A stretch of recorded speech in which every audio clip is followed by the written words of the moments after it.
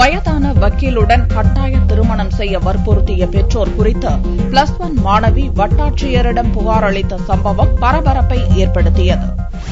வேலூர் மாவட்டம் ஆம்பூர் அருகேயுள்ள மோதகப்பள்ளி பகுதியைச் சேர்ந்த குமரேசன் கவிதா தம்பதியினரின் மகள் காவ்யா அப்பகுதியில் உள்ள பள்ளியில் 11ஆம் வகுப்பு படித்து வருகிறார். சென்னை பெரம்பூர் பகுதியில் வசிக்கும் உறவினரான 40 வயதான வக்கீல் சக்திவேலுக்கு மகள் காவ்யாவை திருமணம் செய்து வைக்க குமரேசன் தம்பதியினர் திட்டமிட்டனர். இதுகுறித்து அறிந்த காவ்யா பள்ளி முடிந்ததும் நேராக ஆம்பூர் வட்டாட்சியர் சரஸ்வதியிடம் புகார் அளித்தார். தனக்கு விருப்பமில்லாத திருமணத்தை நடத்த பெற்றோர் கட்டாயப்படுத்துவதாக அதை தடுக்க வேண்டும் என்றும் காவ்யா வலியுறுத்தினார்.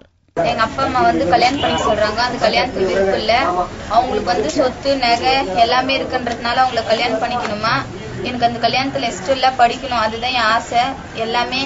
அதனால யாருக்கும் சொல்லல, எதுவும் பண்ணல. நான் அதனால இங்க வந்துட்டேன். இங்கிருந்து வேற அனுப்புறாங்க.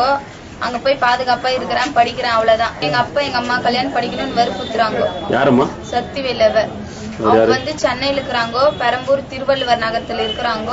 அவங்களதான் கல்யாணம் பண்ணிக்கணும்னு சொல்றாங்க. எனக்கு அந்த கல்யாணத்துல இஷ்டம் இல்ல. அவருக்கு வயசு 40.